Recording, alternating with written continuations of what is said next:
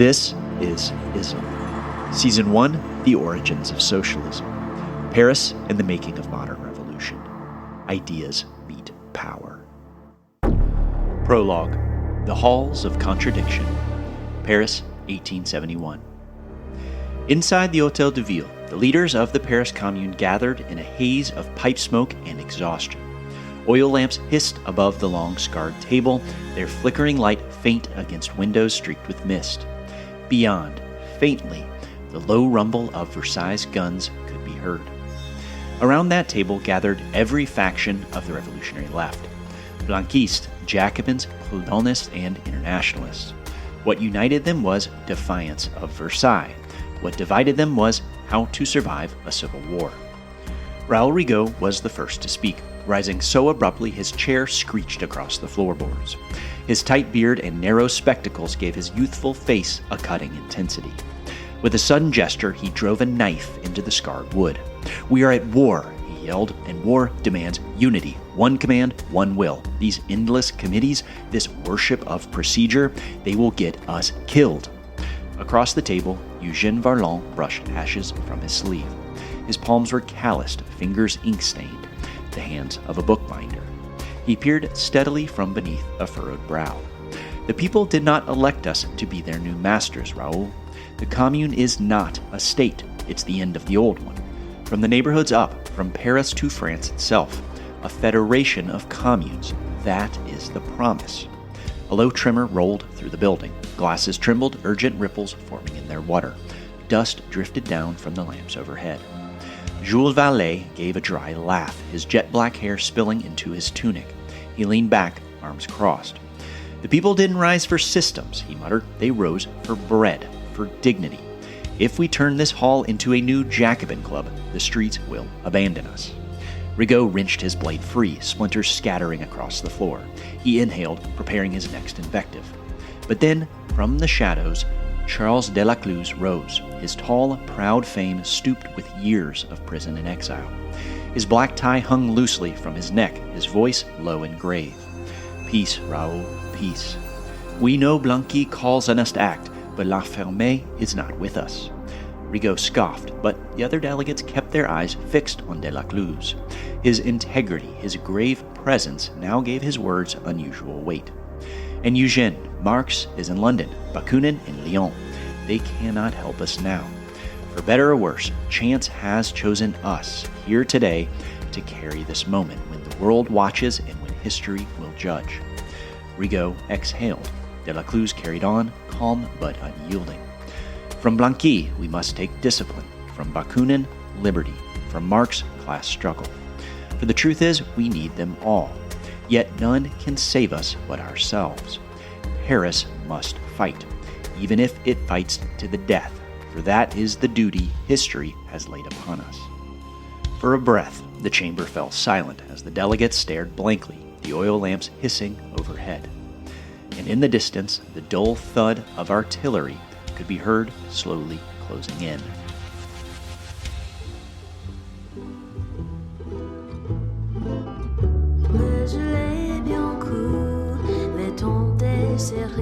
Hi, I'm Matt Payne, and welcome to Ism. This is Paris, 1871, the death of the Commune.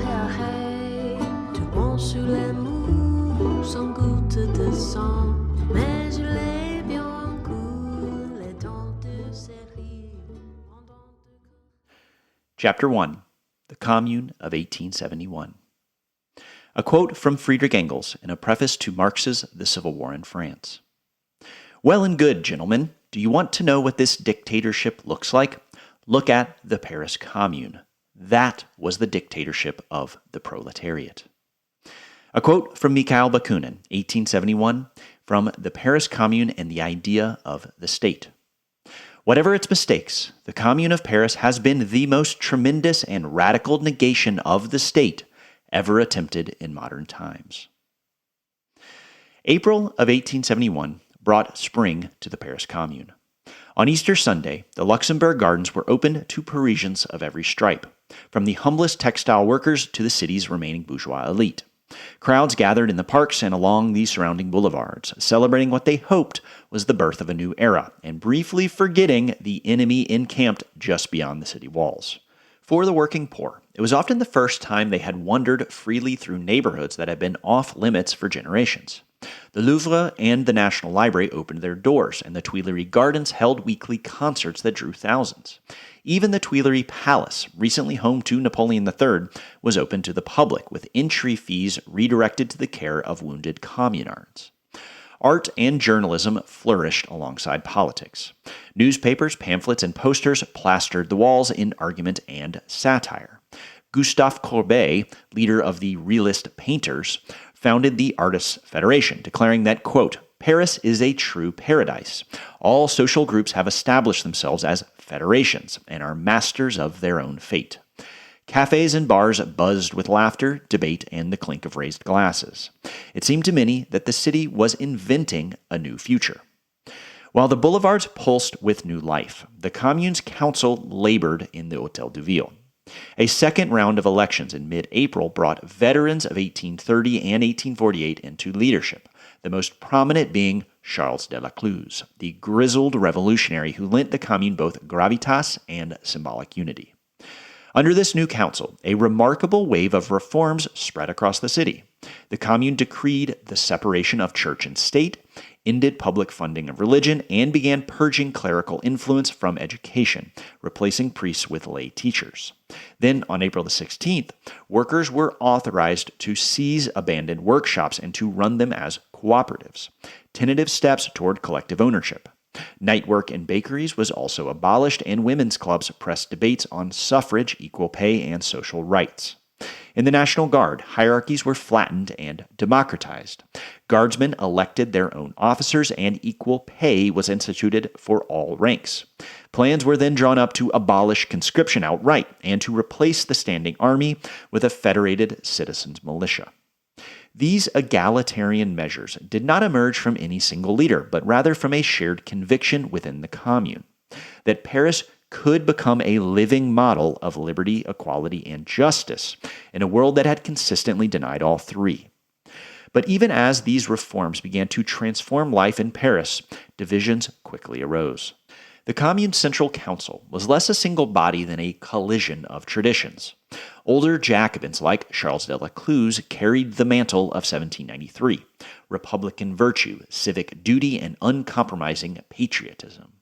Younger Blanquists like Edouard Vaillant and Raoul Rigaud pressed for executive authority and swift conspiratorial action. We are at war, they warned, and war demands unity.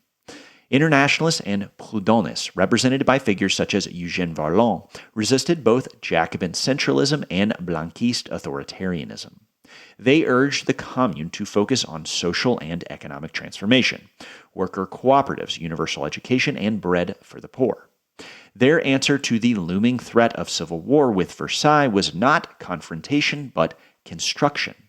They wanted to build a federation of communes through voluntary cooperation, to offer a model of liberty so compelling that the rest of France would inevitably follow. Naive though this may seem, there was reason for hope. Lyon, Marseille, and nearly a dozen other cities had declared their own communes in March and April. Then, on April the 19th, Paris issued its famous Declaration to the French people, which invited the provinces to join them in building a new future free from coercion. The Commune pledged not secession or dictatorship, but voluntary federation. It was a conscious turn away from Jacobin centralism and toward Proudhonist federalism, a promise that Paris aimed not to rule France, but to inspire it. Yet this initial hesitation to claim power carried with it its own risks. Louise Michel, still flushed with the triumph at Montmartre, pressed the Commune to strike Versailles before it was too late. Versailles was weak, she argued. One decisive march could break them. But her appeals went unanswered. Many in the council feared they lacked the popular mandate for open war, and the memory of 1848 still haunted them. They had learned during the June days that if you move too fast, you risk losing popular legitimacy and inviting a brutal backlash. And so Michel's appeals went unanswered. The Commune would not strike Versailles until it was too late. But if this inaction seems unforgivable in hindsight, it reflects more than just weakness. The communards genuinely wanted to avoid the blood-soaked paths of the past. They dreamed of a revolution built not on terror, but on justice. And as they worked feverishly to shape this new world from the ground up, they resolved to rid themselves, once and for all, of one of the great phantoms of 1793. Interlude: The Flame of Terror. On April the 6th, the 130th Battalion of the National Guard assembled a large crowd in Place Voltaire. The bells atop the town hall beckoned Parisians of all stripes into the 11th arrondissement, the old faubourg of Saint-Antoine, furnace of revolutions past, now gutted and straightened by Haussmann's boulevards. At the center of the square stood a new bronze statue of Voltaire, that mocking satirist of kings, that apostle of liberty, one of the Commune's first offerings to the city after the fall of the emperor. And beneath the philosopher's gaze, guardsmen hauled a guillotine onto the stones. A murmur rippled through the crowd. The machine loomed over them, its blade glinting in the spring sun. Was this the return of revolutionary justice? Would the Commune revive the terror? Some whispered uneasily, others cheered. The guillotine's silhouette carried with it centuries of dread and defiance. Then the guardsmen began to circle the scaffold, dousing its wooden base in kerosene. A man in blue stepped forward, red armband flashing, torch in hand. "Vive la Commune!" he cried, and thrust the flame forward. The crowd gasped as fire licked the wood and smoke curled into the sky. Cheers then roared across the square.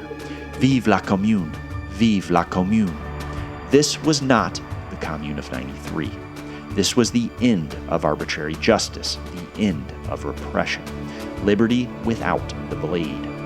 And as the machine of terror collapsed into cinders, Voltaire looked on, the bronze philosopher smiling above the blaze. Chapter 2. Enemies Everywhere. We are in a revolution, and we must act as revolutionaries. We must establish a tribunal which judges and which has its decrees executed.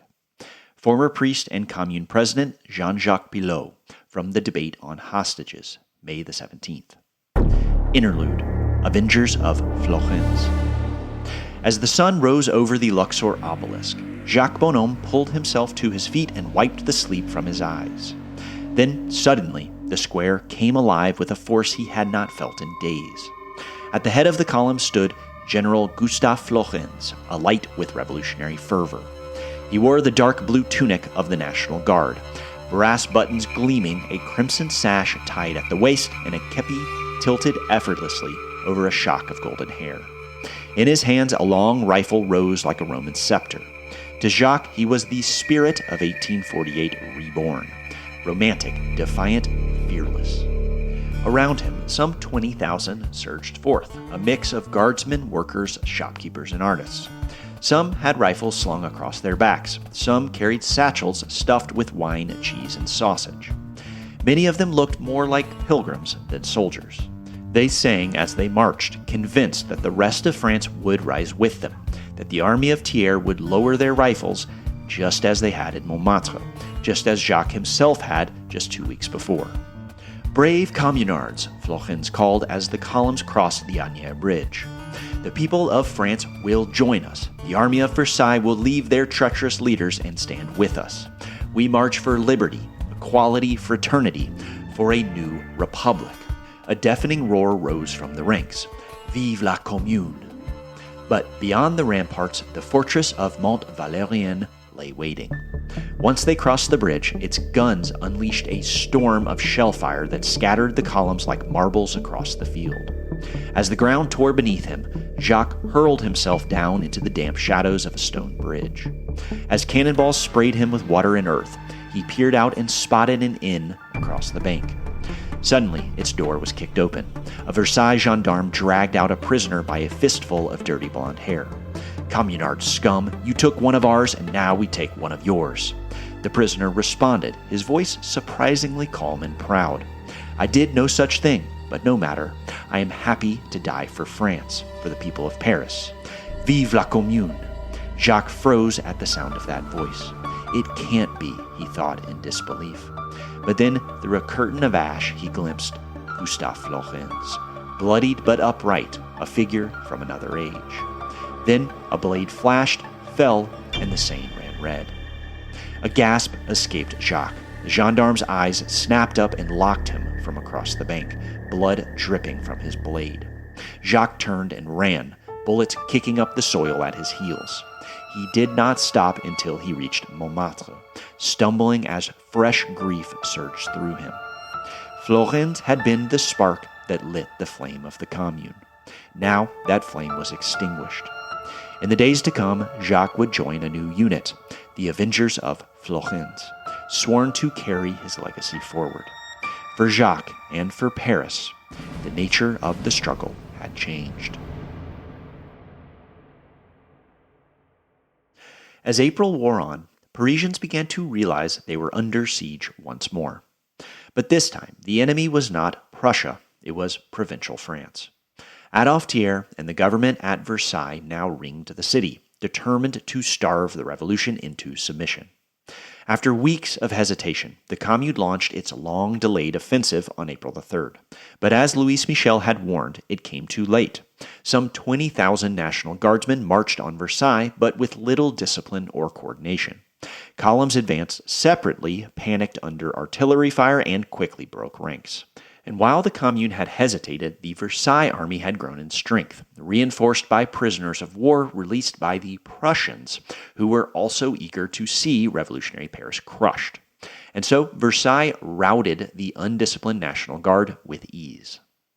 During the battle, the Commune also lost two of its most inspiring commanders, Gustave Florenz and Émile Duval, both captured and executed. Strategically and symbolically, the initiative passed decisively to Versailles. Adolphe Thiers would seize the moment, flooding the provinces with pamphlets that painted the communards as godless fanatics and bloodthirsty traitors. Paris, once the last defender of the Republic, was now branded its executioner. Meanwhile, as the Versailles army tightened the noose around Paris, they began to pound the western suburbs with artillery, ironically devastating the wealthiest neighborhoods least sympathetic to the Commune. With each mortar blast, the exuberance of late March gave way to fear and suspicion. The first great rupture within the Commune itself came on April the 5th. In the wake of Florenz and Duval's executions, the Commune passed the controversial Decree on Hostages. A Blanquist measure, the decree gave sweeping powers to the Commune's young police prefect, Raoul Rigaud, and allowed him to begin taking hostages. At just 24 years old, Rigaud was sharp, uncompromising, and convinced that spies lurked around every corner. On April the 6th, Archbishop Georges Darboy was arrested, followed by dozens of priests, royalists, and former officials. In total, hundreds were swept into makeshift prisons. Stories soon spread of Rigaud mocking priests with sarcastic barbs. In one tale, when asked his profession, a prisoner replied, "Servant of God." Rigaud shot back, "Where does your master live?" The priest answered, "Everywhere." Rigaud told the clerk, "Take this down. X describing himself servant of one called God, a vagrant." Whether true or apocryphal, such anecdotes were gold for Versailles propagandists, who spread them widely to paint the Commune as blasphemous and tyrannical. Yet Rigaud could himself sometimes also sound like a defender of fairness, having once declared, quote, "I would rather let 2 guilty men escape than strike down a single man who is innocent." To his allies, he was a protector of the people. To his critics, he was a dangerous zealot. The taking of hostages was not simply Jacobin justice. Instead, the communards always hoped to trade prisoners, as hundreds of communards had similarly been taken hostage by Versailles. On several different occasions, commune leaders offered the archbishop in exchange for Auguste Blanqui, who was still locked away in a southern fortress. But Adolphe Thiers, fully aware of Blanqui's magnetism, coldly refused every time. But even so, the decree fractured the Commune. Proudhonists and Internationalists denounced it as a betrayal of the Commune's libertarian principles. Older Jacobins like Delacluse, though less doctrinaire, worried about the optics of bargaining away an archbishop. But Rigaud's reply to these criticisms was always the same. The enemies of the Commune are everywhere. And as each interrogation uncovered very real monarchist networks and genuine plots to overthrow them, more and more Parisians began to feel that maybe he was right. As the shelling intensified and bread began to run thin, the culture of openness that had defined the early Commune gave way to paranoia and censorship. Opposition papers were closed, outspoken critics jailed. Even some delegates of the Commune feared they might be next. And so, as April wore on, the Commune faced enemies everywhere, and hope began to harden into fear. Paris had set out to build a world of liberty, equality, and justice. But as the cannons thundered and as hostages languished in prison, no one could tell whether the Commune of 1871 was the dawn of something new or the last flicker of hope before another reign of terror. Chapter 3. The Committee Reborn. It is generally the fate of completely new historical creations to be mistaken for older forms of social life. The working class cannot simply lay hold of the ready-made state machinery and wield it for its own purposes. Karl Marx, 1871, The Civil War in France. Interlude. It must be done. Louise Michel watched as the funeral train turned the corner of the avenue and felt the buggy judder to a halt. She yanked at the reins, but the horse stubbornly planted its hooves, refusing to budge. Clenching her teeth, she swung her bandaged ankle out of the makeshift cart and hobbled forward. "Bonne Louise, you should be at home resting," a man called. "When did you last see your mother?" "Paris won't defend itself," she shot back, pressing a chunk of stale bread into the mule's mouth. The animal relented, and the cart jerked forward again. "My poor mother," she thought, "it really has been ages." Across the square, the voice of Charles Delacluse, steady and melodic, rose above the crowd. "This great city holds the future of humanity in its hands. Cry not for our brothers who have fallen heroically, but swear to continue their work." The crowd answered with a roar. Michel stood, stamped the pain away, and cried, "Vive la Commune." She considered herself lucky, in a way. She had watched friends fall on the front lines at Fort Issy and Clamart, yet she had escaped with only a grazed wrist and a swollen ankle. When her comrades fussed, she just smiled with insolent patience. "Our male friends are more susceptible to faint-heartedness than we women," she would later remember. "A supposedly weak woman knows better than any man how to say, 'It must be done.'" That phrase had become her mantra throughout the Commune. For there was so much to be done, from transporting the wounded to leading the vigilance committees to teaching workers. She had stepped away to come to this funeral mostly for Delacluse's sake, and because the death of a child was especially cruel. But even here, her thoughts drifted to the overcrowded hospitals, the reek of rotting flesh, the cries of soldiers on straw pallets, the boys without beds. "If only they would let me care for them properly," she later wrote. "You would not believe the obstacles, the jokes, the hostility."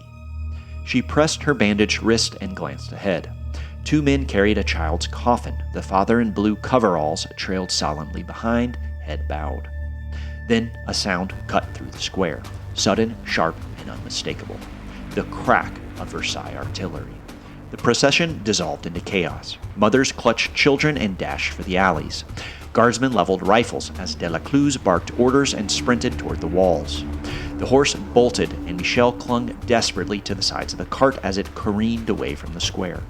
The buggy then overturned, and she struck a metal grate, pain shooting through her shoulder. Just as she thought her luck had finally run out, an old guardsman dragged her upright and half-carried her toward a doorway where the wounded were being gathered. As she stumbled across the threshold, she glimpsed a splintered coffin and the father's blue coat disappearing into the crush of bodies. The guardsman spat through bloodied teeth. Massacring the dead? Truly, those cannons are a wonderful, refined invention. Louise looked up. The face was weathered now, streaked with soot and grief, but immediately recognizable. She remembered that face trembling above a rifle barrel at Montmartre, a single tear pooling in the corner of his left eye. Only now, the gray fatigues of Versailles were gone. In their place, the blue tunic of the guard, a red armband stitched with a single word, Florence. Their eyes met, but no words passed between them. Jacques gave a knowing nod, and then he wrenched free and sprinted toward the walls, toward Paris's last stand. Louis stood in the doorway, ankle throbbing, and whispered after him, "It must be done." By late April, the unity and hope that had once bound the Commune began to fray. The National Guard, once 400,000 strong during the Prussian siege, had dwindled to a fraction of that number. Now filled mostly with working-class volunteers rather than seasoned soldiers, desertion was common, and the Guard's democratized command structure left Paris without a clear chain of leadership, just as it faced the disciplined army of Versailles. Meanwhile, Adolphe Thiers kept up his relentless bombardment. Each strike sapped morale even further, and the exuberance of March gave way to suspicion and dread.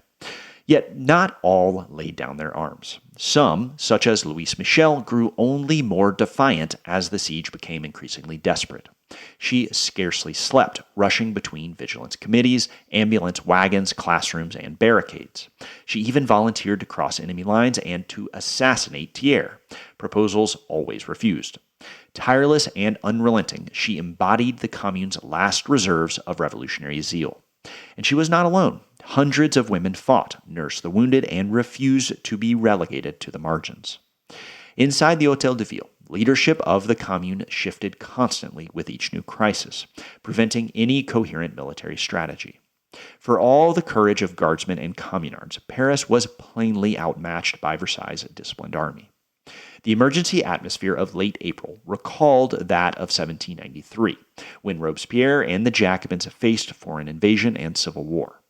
Neo-Jacobins like Charles de la Cluse, joined by fiery Blanquists like Raoul Rigaud and Edouard Vaillant, reached back to that precedent and pushed for a Committee of Public Safety.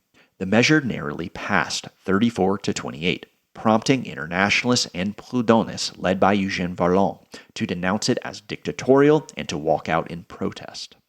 Unlike its infamous namesake, the 1871 Committee of Public Safety never exercised the same sweeping authority. Its supporters did not want to revive the terror, but instead to capture the Jacobins' unity of purpose. Still, the symbolism was unmistakable. The institution most associated with revolutionary bloodshed had been reborn. In practice, the Commune remained hesitant even after claiming these emergency powers.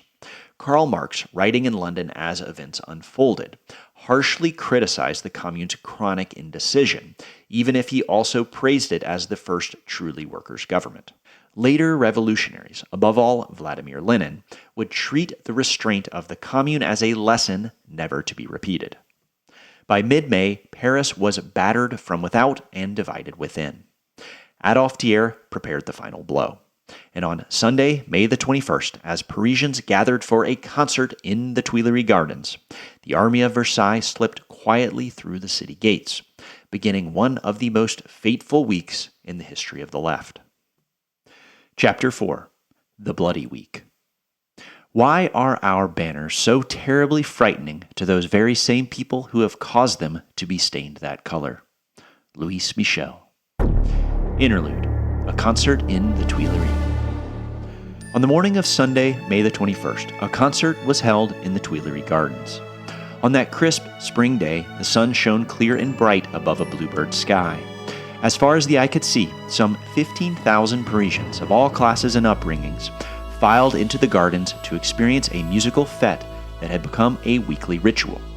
Shopkeepers and their families laid out picnic blankets. Guardsmen polished their boots and proudly hung medals that flashed in the light. Housewives strolled arm in arm, admiring the ornate walls of the palace that, until recently, had been barred to all but emperors.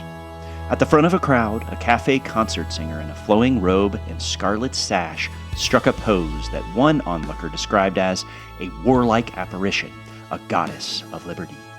As she draped a red flag across her shoulders, her alto voice rose above the garden. As for the rabble, well there, that's me. Each chorus was answered with applause, and women passed through the throng with red caps, collecting coins for the orphans of the Commune. Every few minutes, the singer's voice was complemented by the dull roar of artillery in the distance. A shell's thud, a faint rattle of windows, then the applause would return. Months of bombardment had inured Parisians to the sound, and now the guns were treated almost as a counterpoint to the music, an ominous drumbeat woven into the spectacle. The festivities lasted all day. As the sun dipped, a young officer leapt onto the stage and shouted, "Citizens, Monsieur Thiers promised to enter Paris yesterday, but he is not here. Please join us next week for another concert in the Tuileries." Laughter and cheers rang out. Friends embraced, voices lifted in song. Meanwhile, that same afternoon, at around 3 p.m., Jules de Cadel took his habitual stroll along the western ramparts at Pont de Jour. The day before, the walls had bustled with guardsmen, pipes smoking, rifles stacking, boys darting underfoot. Now, to his utter astonishment, the ramparts stood completely deserted. He lingered for a moment, then hurried home. From his plush, feathered bed, he snatched a clean white sheet and dragged it back to the wall. Clambering up, de Cadel weighed its corners with stones and then unfurled the improvised flag for all to see. Across the lines, a Versailles officer blinked in disbelief, then telegraphed his general. The gate was undefended. Within the hour, as cheers still echoed through the Tuileries gardens, a column of Versailles troops poured silently through the breach at Pont de Jour. The walls of Paris had finally been breached, and not a single shot had been fired. On the night of May the 21st, a 34-year-old Polish freedom fighter named Jaroslaw Dąbrowski informed the new Committee of Public Safety that the Versailles army had entered Paris. The committee sent out a small delegation to investigate, but even as some 50,000 troops now fanned out across the city in the western arrondissement, the delegates somehow returned, quote, with the most reassuring news. Precious hours were lost as Delacluse refused to ring the tocsin bells, denying the obvious truth that Versailles was already inside the walls. At that very hour, the Commune's military commander, General Cluseret, was not at the barricades but on trial for treason. So not only was the Commune's army without a commander, but its leadership was distracted by this trial while Paris was being overrun. By the morning of May the 22nd, Cluseret was dismissed and replaced by Dąbrowski, and the tocsin bells finally began to ring. Posters appeared calling all Parisians to arms. In the name of this glorious France, they read, "Mother of all the popular revolutions, permanent home of the ideas of justice and solidarity, which should be and will be the laws of this world, march at the enemy." Delacluse and Rigaud fortified the Hôtel de Ville. Louis Michel rallied Montmartre to the barricades. Eugène Varlin organized defenses around the Bastille and the Luxembourg Gardens. The battle for Paris had begun. But the week that followed would not be remembered as a heroic defense. It would be remembered instead as a tragedy. La semaine sanglante de l'année terrible. The bloody week of the terrible year. From the start, it was clear Versailles meant to drown the Commune in blood. Communards hoped that hostages like Archbishop Darboy might buy them clemency, but Thiers did not bargain, and Versailles began to execute prisoners with impunity. The first massacres came in the undefended western districts. Captured guardsmen were lined up along ditches and mowed down by volley guns, the forerunner of the machine gun. Their bodies fell into the earth in heaps. The streets turned into open graves. The National Guard, now a shadow of its former self, was federalist by design, with each unit tied to its own quartier. When General Dąbrowski begged for reinforcements, regiments refused to leave their neighborhoods. Liberty meant no coercion, but in a war it also meant complete isolation. And so Versailles devoured Paris district by district. The wide boulevards opened up by housemen under the Second Empire only deepened the Commune's peril. The old medieval alleys, so easily barricaded in 1830 and 1848, were now gone. The vast open avenues favored artillery and cavalry, and so each barricade stood alone. One by one, they were surrounded and then annihilated. These were not battles in any conventional sense. They were defiant last stands, ending again and again in massacre as communards were transformed into martyrs and barricades into mass graves. Chapter 5. Paris Burns. When the ruling classes are deliberately turning towns into heaps of ruins, the work is called strategy. When the proletariat sets fire to a few buildings, they cry incendiaries, as if they had committed an unheard-of crime. Karl Marx, The Civil War in France, 1871. Interlude, The Last Stand of 48. Jacques Bonhomme would have welcomed prison. Anything was better than this living nightmare. Bodies left to rot on the boulevards, the air rank with death, children and old men lying beside soldiers. The stench clung to him, making him sick even in sleep. So, when he heard Versailles boots approaching the barricades at Place de Chateau d'Eau, he almost felt relieved. At least combat might dull the putrid smell. But surrendering had proven no safer than fighting. He had seen countless men and women shot down even as they raised their hands. And so he drifted from barricade to barricade, wondering when it would all finally end. After a slow, deliberate inhale, Jacques loaded his rifle and leaned back against the wall of stone and sand. But just as he was about to make a run for it, the wall of smoke that hung across the boulevard began to shift. And then, out of the haze emerged Charles Delacluse, tall and proud in his frock coat, silk top hat, and crimson sash. The defiant spirit of 1848 embodied in a single man. Behind him trailed dozens of guardsmen, clearly hesitant but unable to turn their general back. Jacques had heard his speeches, his words, "Make way for the people, for the bare-armed fighters," still rang in his head, though not as much inspiration as a grim reminder of his current reality. But he had never actually spoken to his commander, so he was amazed when the old man walked straight up to him, took his hand, and pressed it firmly. "What a war," Delacluse muttered, voice flat. "No, everything is finished for me, but we at least will know how to die." Then he let go and began to climb the barricade. Guardsmen cried out, "Commander, stop! You'll be shot!" But Delacluse kept climbing. At the top, he tore open his shirt, bared his chest, and stood. A volley of bullets struck him down at once. His lifeless body toppled onto the stones. 4 men scrambled after him. 3 of them fell instantly as another volley pierced the air. 1 youth managed to drag the corpse down before ducking back under cover. For a moment, Jacques imagined himself rising in Delacluse's place, red flag in hand, crying, "Vive la Commune." The vision burned clear and bright, but then it was replaced by the memory of the mob outside La Roquette, the Tuileries engulfed in flames, the lifeless face of the Archbishop. Resolve had hardened into disillusionment once more, and Jacques lowered his head and thought only of how he might yet be taken prisoner alive. As he scrambled down the Boulevard Voltaire, the barricade behind him was suddenly consumed by fire, and a great column of smoke brought midnight to the west.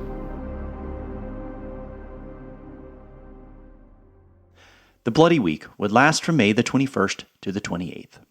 The final reckoning of the violence is hard to fully reconcile. Official Versailles figures put the number of executed at 6,000 to 7,000. Modern consensus is closer to 10,000 to 15,000, most not killed in the heat of battle, but lined up against walls and shot in cold blood. Another 40,000 were taken prisoner. In the months to come, hundreds more would be executed, thousands condemned to hard labor, or exiled to colonies such as New Caledonia. It was the single deadliest week in French history. Paris had seen many revolutions, some of them quite bloody. But never, not even during the Reign of Terror, had so much killing been compressed into such a short period of time. And in a bitter irony, it was not radical Jacobins who unleashed the bloodiest campaign of the revolutionary century, but the conservative forces of provincial France.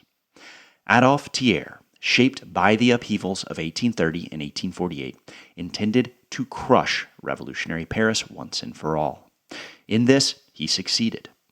After the Commune, there would not be another popular uprising on the same scale until 1968, when a new generation of students and workers would look back on 1871 for both inspiration and warning.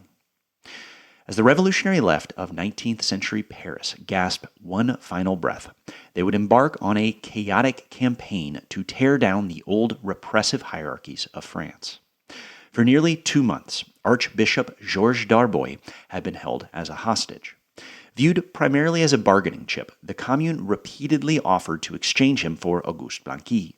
But Thiers refused every time, unwilling to unleash Blanqui's revolutionary charisma. So the Archbishop remained a prisoner. By May the 24th, with Versailles closing in, pressure on the Commune's leaders reached a breaking point. In the eastern 11th arrondissement, La Roquette prison filled not only with the Archbishop and other high-profile detainees, but with hundreds of ordinary Parisians swept up in the chaos. The quartier surrounding the prison was one of the last to fall to Versailles. So, as Bloody Week dragged on, more and more guardsmen, workers, mothers, sisters, and brothers crowded the narrow streets surrounding the prison. Many of them recently traumatized after having watched their loved ones gunned down by Versailles. These enraged crowds demanded blood. The loudest voices came from the avengers of Florenz, comrades of the slain general who shouted for reprisal. Théophile Ferré, a 26-year-old Blanquist and close friend of Louis Michel, finally relented. He signed death warrants for several prisoners, including the Archbishop. Darboy and a handful of others were dragged into the prison yard, lined up against a wall, and executed by a firing squad of young guardsmen, many of them from the Avengers of Florenz. The execution of the Archbishop would be used by conservative Catholic propagandists for decades to come, painting the Commune as murderous fanatics. Now engulfed in a vortex of retribution, Versailles exacting massacres, the Commune executing hostages, the city of Paris itself began to burn. Some of the flames were simply a byproduct of war, artillery shells igniting explosions that became raging infernos, or Versailles troops blasting holes in buildings to smoke out barricaded communards. Large swaths of Paris went up almost by accident. But many fires were deliberate. In their final days, desperate communards sought to reduce the symbols of the old order to ash and rubble. As Louis Michel, one of the last defenders to be captured, later wrote, "Paris will be ours or cease to exist." The most spectacular blaze came on May the 23rd, when the Tuileries Palace, the imperial residence of kings and emperors for centuries, was deliberately set alight with kegs of petroleum and explosives. Flames devoured its grand halls and spread perilously close to the Louvre, where firefighters and museum staff scrambled to save the nation's art. The next day, the Hôtel de Ville, cradle of both the Commune of 1793 and 1871, and seat of countless revolutionary governments, was torched, along with its vast archives and municipal records. Soon after came the Palais de Justice, the Ministry of Finance, the Council of State, the Palais d'Orsay, the Prefecture of Police, and the Palace of the Legion and Honor. The cathedral at Notre Dame was nearly engulfed, but the flames were extinguished before the fire could spread. To the Commune's enemies, these fires became its most defining crime. The infamous pétroleuses, mythical women accused of hurling cans of kerosene, were painted as demonic arsonists hell-bent on destroying civilization itself. To the Commune's friends, socialists, anarchists, radical Republicans, this was a grotesque distortion. For what were a handful of ruined buildings compared to the tens of thousands slaughtered in cold blood by Versailles? The flames of May 1871 would burn into public memory. They not only reduced monuments to rubble, but also ignited the fiercest polemic of the century. For a burning question now divided the Western world. Were the communards reckless incendiaries or martyrs consumed in a firestorm unleashed by their enemies? It was a question that would haunt working-class politics for decades to come. From Chicago to London to Petrograd to Beijing, revolutionaries looked back to Paris as both inspiration and warning, vowing never again to repeat the Commune's mistakes. Epilogue: The Revolution on Trial. Who will record the crimes that power commits and the monstrous manner in which power transforms men? Those crimes can be ended forever by spreading power out to the entire human race, to spread the feeling of the homeland to the entire world, to extend well-being to all people, to give science to everyone. that will save humanity. The Memoirs of Louis Michel. Versailles, December the 16th, 1871. Louise Michel was 36, but she felt 63. The clerk's voice filled the courtroom with the low official drone of a verdict already written. In 1870, Louise Michel began to display revolutionary ideas. Because Michel was an obscure school teacher with almost no pupils, a lie, she thought. I had 150 students at Montmartre. They knew that. The clerk kept going. What was the motive that pushed Louise Michel down this path of revolution? Clearly, it was arrogance, an illegitimate child reared by charity. More lies. She had been raised by the hard work and stubborn grace of her grandparents. The prosecutor continued his barrage of legal accusations mixed with personal insults. They seemed strangely obsessed with her physical appearance, her, quote, developed forehead, prominent chin, excitable temperament, and most of all, the fact that she had once worn men's clothing. Every insult stung, but her face remained still as she bore her eyes into the prosecutor. When the clerk read the charges, she watched his lips move as if through gun smoke. Issuing arms, wearing a military uniform, fomenting insurrection, shooting at government forces. Each syllable flew by her like artillery in a siege. Then the courtroom melted, and she was back at Montmartre. Mortar blasts hummed over the butte. Before her, a group of guardsmen frantically worked the cannons, but they simply would not fire. How could they have let them fall into ruin? Knowing all was now lost, she clawed at her rifle and ran down the slope. But then a rifle butt smashed her face and all went black. The gray room slowly returned. She assisted in the apprehension of Generals Lecomte and Clement Thomas, the clerk read. Partly true, she thought, but they were to be bargaining chips. Once disarmed, she had never wanted them killed. Why were they so fixated on these generals, she thought? Did they not know how many were murdered by their fellow officers? Rage rose in her chest, her vision blurred, and she found herself once more in the nightmare of Sartori. An endless line of prisoners marched for days through wind and rain. Move, a guard yelled. Climb as if you were charging up the butte of Montmartre. A large machine gun herded them up the hill like cattle. That night, the freezing silence was punctuated only by machine gun rattle. Each time the soldiers returned, their hands were stained a deeper red. That night, a guard told her they'd kill her the next day, but they never obliged.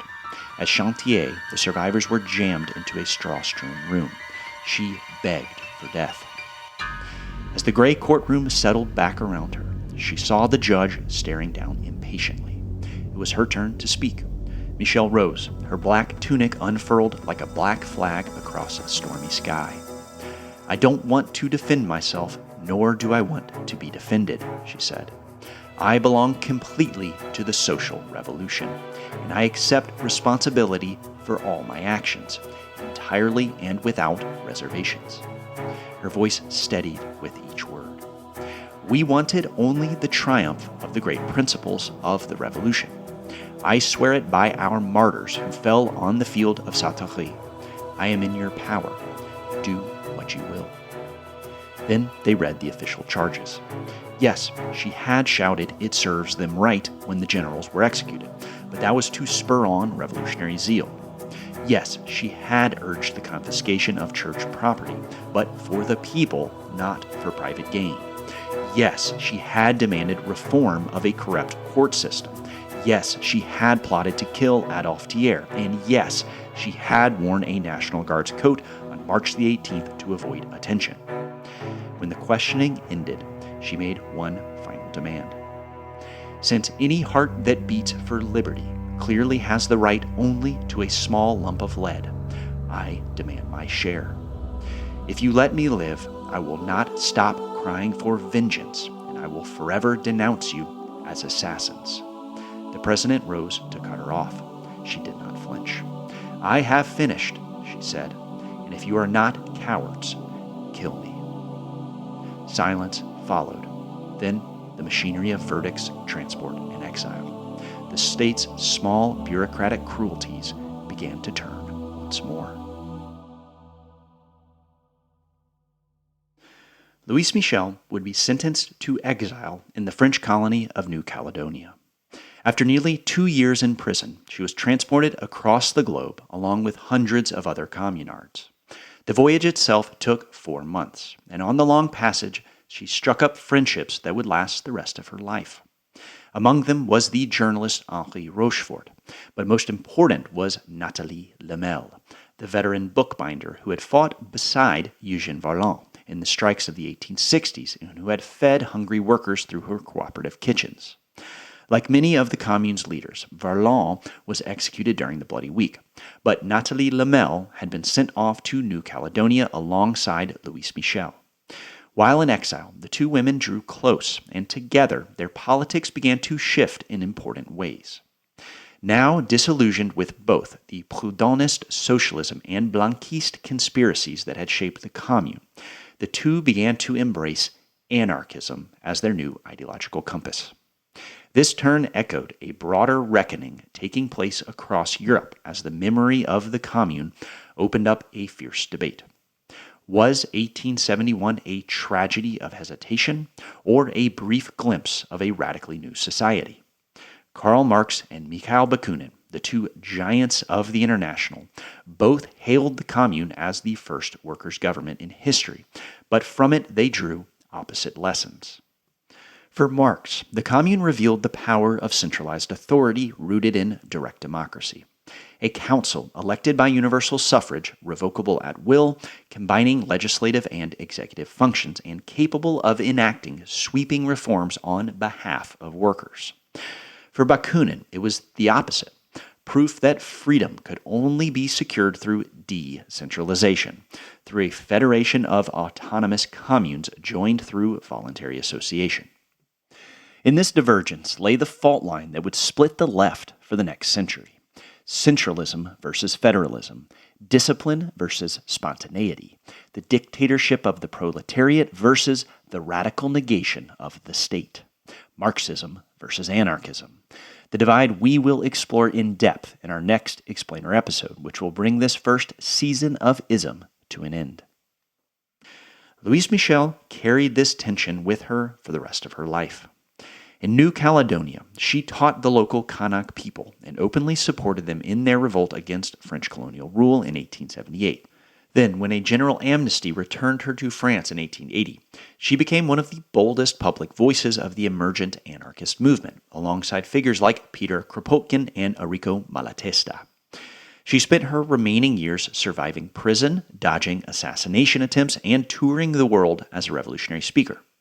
When she died in 1905, more than 100,000 mourners filled the streets of Paris in her honor. The Commune had lasted only 72 days, yet its legacy was profound. Its embers would carry across oceans, sparking new fires wherever workers fought for dignity and radicals dreamed of emancipation. 4,000 miles away, in Chicago, those embers would ignite a new generation of labor activists. In the 2 decades after the Commune, as capitalism staggered through the long depression, the American labor struggle reached its first great peak. The railroad strikes of 1877, the Haymarket Affair of 1886, and the Pullman Strike of 1894. These battles would define labor relations in the United States, give birth to mass unionization, carry anarchism onto the global stage, and open bitter debates over democracy, socialism, and the power of the state. In our next season of Ism, we will follow that fire across the Atlantic, from the barricades of Paris to the streets of Chicago, to trace the rise of unionism, the fury of anarchism, and the birth of the American labor movement. But to bring this season on socialism's first generation to a close, we're going to take one more episode to trace the final collapse of the First International in the wake of the Paris Commune, a collapse that will open up the great schism of the left. Marxism versus anarchism. Mais je l'ai bien cru, les temps des séries, où l'on s'en vêtait, puis mon rêve du pendant de rêve. Cerise d'Hermont, pareil. Tu penses sur les mous sans goutte de sang, mais je l'ai bien cool, les dents de série. Ism is written and produced by me, Matt Payne. The original musical score is composed by Ian Payne. Our theme song is performed by Aloe Vera on vocals and banjo, with accompaniment from Ian and myself. If you're curious how I build these narrative scenes, where I source the quotes, what lines are verbatim, altered, or composed to capture the essence of a moment, you'll find full transcripts, suggested readings, show notes, and behind-the-scenes looks at my process on the Ism Substack. The link is in the episode description. To learn more about Ian's work, you'll also find his website there. And if you'd like to reach out, you can email me at ismhistorypodcast@gmail.com. Thanks so much for listening, and I will see you next time.